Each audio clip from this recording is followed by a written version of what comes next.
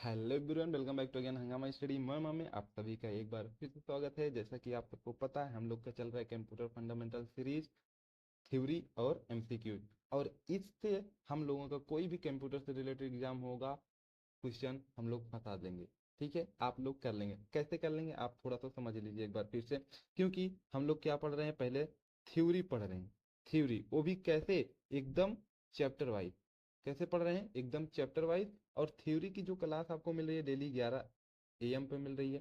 ठीक है, अब ये जो हम लोग थ्योरी पढ़ रहे हैं, इसी का हमको मिल रहा है क्या, एमसीक्यू भी मिल रहा है डेली। कितने बजे, 6 PM पर। मतलब पहले हम लोग थ्योरी पढ़ रहे हैं, फिर उसी का हम लोग एमसीक्यू भी कर रहे हैं। तो क्वेश्चन आएगा कहाँ से? आप यकीन मानिए, हम लोग एकदम चैप्टर वाइज थ्योरी पढ़ रहे हैं, चैप्टर वाइज एमसीक्यू रहे हैं, चैप्टर वाइज के अंदर टॉपिक वाइज भी पढ़ रहे हैं, और मॉडल पेपर भी हल कर रहे हैं। और मैं आपको बता दूं, हम लोग 3 से 4 हजार 3 से 4 हजार एमसीक्यू करने वाले हैं, सिर्फ और सिर्फ इस कंप्यूटर पूरे फंडामेंटल में। पूरे टॉप मतलब पूरे सीरीज में हम लोग 3 से 4 हजार प्रश्न करने वाले हैं। तो सोचो, आग लगा देंगे ना हम लोग। तो हंगामा मचाना है, आइए हंगामा स्टडी पर। ठीक है, तो ये बिना टाइम वेस्ट किए वीडियो कर लेते हैं। मेमोरी एकदम देख लीजिए, चैप्टर वाइज है, चैप्टर वाइज के अंदर टॉपिक वाइज पढ़ रहे हैं। ठीक है, अब कंप्यूटर मेमोरी क्या है आप ये समझिए, उसके बाद आप एमसीक्यू तो ऐसे तुरंत कर लेंगे। ठीक है, क्या है, यह एक आंतरिक स्टोरेज एरिया है। क्या है आपको पता होगा, आंतरिक स्टोरेज एरिया है, अंदर ही लगाया जाता है। ठीक है, और इसका काम क्या होता है? इसका काम होता है जो डेटा को धारण करता है, मतलब डेटा को धारण करने के लिए, अर्थात उसको डेटा को अपने पास रखने के लिए, जब ताकि हमको कभी भी अपने फ्यूचर में यूज करना हो डेटा को। उस डेटा को मान लो कोई वीडियो है जो आपको 3 साल बाद हम फिर से देखना है, तो अगर इसको आप चिप में रखे रहेंगे, मेमोरी में रखे रहेंगे, तो आप उसे देख पाएंगे ना। वही होता है मेमोरी। ठीक है, मेमोरी को कई नामों से भी जाना जाता है। इसको वर्चुअल मेमोरी कह सकते हैं, चिप कहते हैं। ठीक है, मेन मेमोरी भी कहते हैं, बहुत सारी चीजें हैं। अब ये आगे पढ़ेंगे कि किसको क्या बोला जाता है, मेन मेमोरी किसको कहा जाता है। ठीक है, ये सब चीज इसके आगे थोड़ा सा वेट कीजिए। ठीक है, तो यहाँ पे आप देखेंगे तो आपसे ऐसे क्वेश्चन पूछा जा सकता है कि मेमोरी का काम क्या है।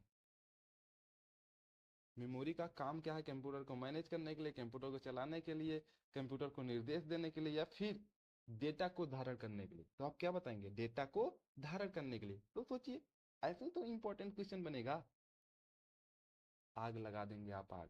फिर आपसे पूछ सकता है कि कंप्यूटर में कितने प्रकार की मेमोरी होती है। तो आपको बताना है कितने प्रकार की, 2 तरीके। ठीक है, आप यहाँ पे देख सकते हैं, कंप्यूटर में प्राइमरी और सेकेंडरी 2 तरह की मेमोरी यूज होती है। ठीक है, कंप्यूटर में प्राइमरी और सेकेंडरी 2 तरह की मेमोरी यूज होती है। अब प्राइमरी और सेकेंडरी को क्या कहते हैं? प्राइमरी और सेकेंडरी। ठीक है, इसको इंटरनल बोलते हैं प्राइमरी को और सेकेंडरी क्या बोलते हैं? एक्सटर्नल। ठीक है, तो आई होप आपको ये इतना समझ में आ गया होगा। तो आपसे कोई भी पूछेगा तो आप बता लेंगे ना, मेमोरी क्या है? एक स्टोरेज एरिया है। मेन क्या काम है? डेटा को धारण करने का। कितने प्रकार की होती है? 2 प्रकार की, प्राइमरी और सेकेंडरी। ठीक है, अब इसके अंदर अभी हम लोग जो पढ़ेंगे ना, पूरा आपका पूरा सब चीज क्लियर हो जाएगा, और आप एमसीक्यू तो यूं कर लेंगे। ठीक है, और आप यहाँ देखेंगे तो यहाँ पे आपको कुछ चीज दिख रहा है, ये आप डायग्राम जरूर देख लीजिएगा। ठीक है, क्योंकि इसको भी समझाएंगे तो आपको टाइम ज्यादा लग जाएगा। ठीक है, क्योंकि मुझे कम टाइम में ज्यादा कंटेंट देना है। इसको आप देख लीजिएगा, क्योंकि आपसे पूछा जा सकता है। ठीक है, 8 बिट बराबर क्या होता है, तो आपको बताना है सारा चीज ऐसे। इस बाकी इसके ऊपर हम एक वीडियो बना देंगे। ठीक है, नेक्स्ट नेक्स्ट क्या है, अभी हम लोग पढ़े कंप्यूटर की मेमोरी कितने प्रकार की होती है?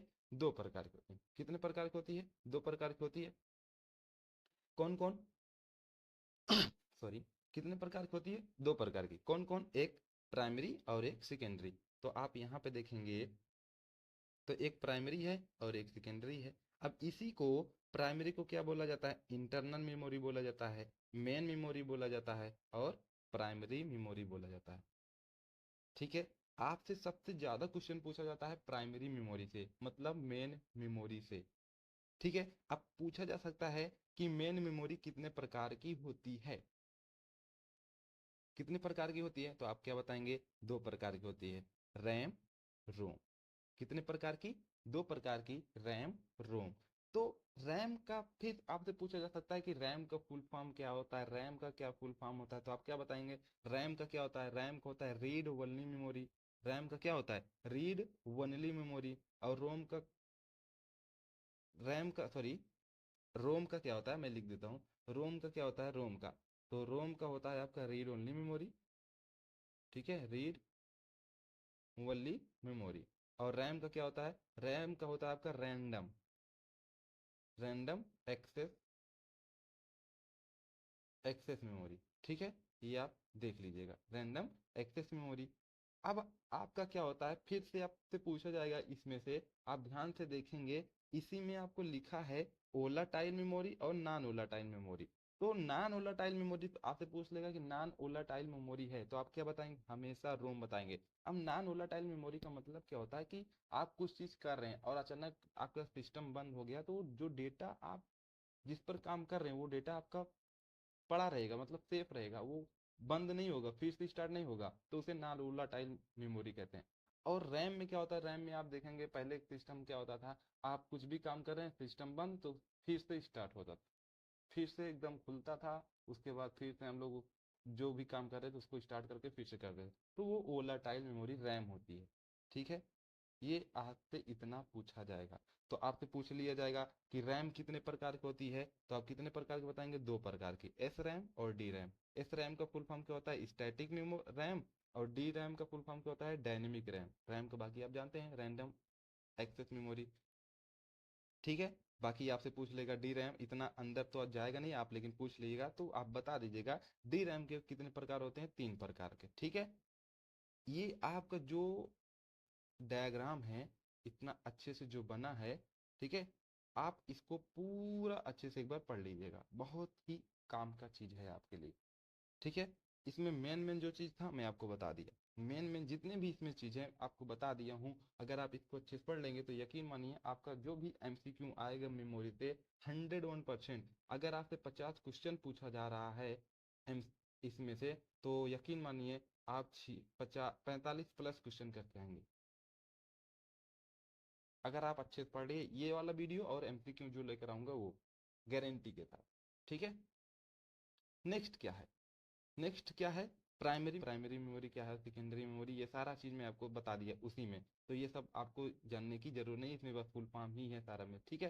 तो एस रैम, डी रैम, ये देख लो, DDR3, ये सारा चीज, तो रैम रोम का मैं आपको बता दिया, रीड ओनली मेमोरी, ठीक है। अब आता है इसमें रोम में, जैसे ये मैं आपको बताया, रैम रोम का फुल फॉर्म क्या होता है, ठीक है, रोम का फुल फॉर्म क्या होता है? रीड ओनली मेमोरी, ये तो मैं आपको बता दिया। अब इसमें भी पूछा जाता है, इसमें के जो प्रकार होता है ना, तो एक होता है पी रैम, फिर होता है ईपी रोम, फिर होता है ईईपी रोम, ठीक है, इसको बहुत पूछा जाता है।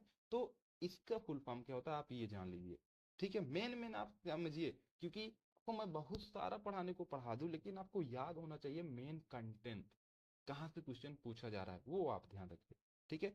तो सबसे पहला यहाँ पे आप देखेंगे, पूछ लेगा कि पी रोम का फुल फॉर्म क्या है, तो पी रोम का अगर आपसे फुल फॉर्म पूछेगा तो आप क्या बताएंगे?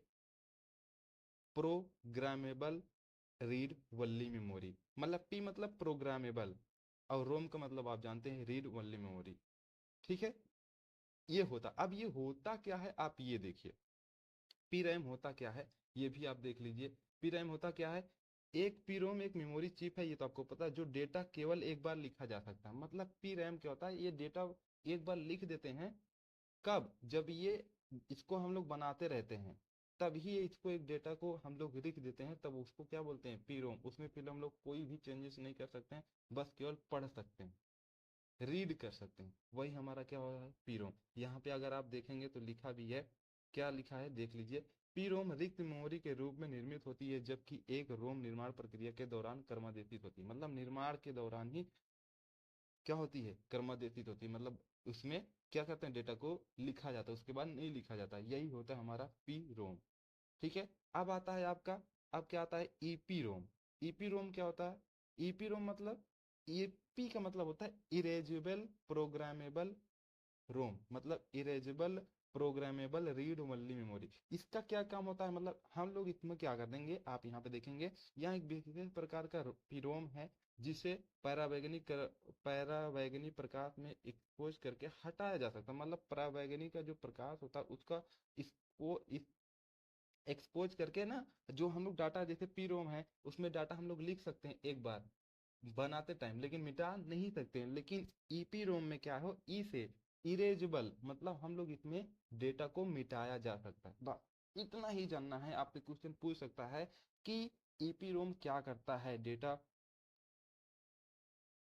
को मिटा सकता है, नहीं मिटा सकता है, दोनों कर सकता है, या कुछ नहीं। तो आपको पता है डेटा को हाँ मिटा सकता है, किसके द्वारा, पराबैंगनी प्रकाश के कारण एक्सपोज करके हटाया जा सकता है। ठीक है, मिटाने के लिए आप यहाँ पे देखेंगे ना लिखा है, मिटाने के लिए केवल विद्युत की आवश्यकता होती है।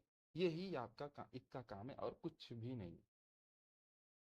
ठीक है, अब आता है आपका ईईपी रोम। क्या आता है ईईपी रोम, क्या करता है, इसका फुल फॉर्म आप देख लीजिए। ईईपी रोम क्या होता है, electrically erasable programmable read only memory. Electrically, ठीक है, electrically erasable programmable read only memory, इसका काम क्या होता है। अब आप यहाँ पे देखेंगे तो ये इरेज करती है। ठीक है, आपको रोम का पता है, पी का पता है प्रोग्रामेबल, ई लग जाएगा तो इरेजेबल, मतलब डेटा को हम लोग बना मतलब रीड और लिखेंगे, उसके बाद हम लोग उसको प्रकाश का यूज करके परावैंगनी का विद्युत की द्वारा हम लोग डेटा को इरेज भी कर सकते हैं।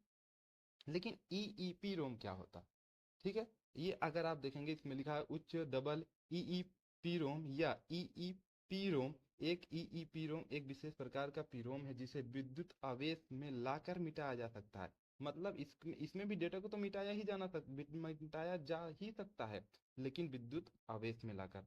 अन्य प्रकार के पीरोम की तरह ईपी रोम विद्युत बंद होने पर भी कंटेंट्स बरकरार रखता है। कंटेंट्स क्या रखता है, बरकरार रखता है। इसके अलावा अन्य प्रकार के रोम की तरह ईपी रोम भी रैम की तरह तेज नहीं ईईपी रोम फ्लैश मेमोरी, कभी कभी फ्लैश ईईपी रोम कहा जाता के समान है। मतलब क्या है, इसका मतलब यही है कि आप क्या है, इसको भी डेटा इसमें क्या होता है, मिटाया जा सकता है, लेकिन विद्युत आवेश के कारण।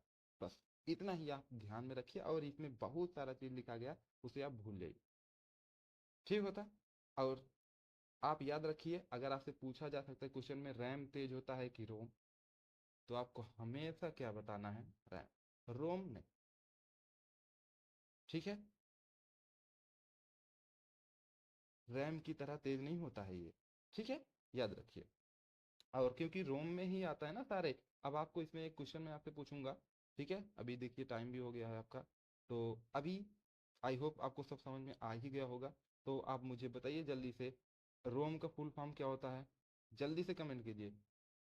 पी रोम का फुल फॉर्म क्या होता है, पी रोम का, फिर ई पी रोम का, ई पी रोम का, उसके बाद ई ई पी रोम का।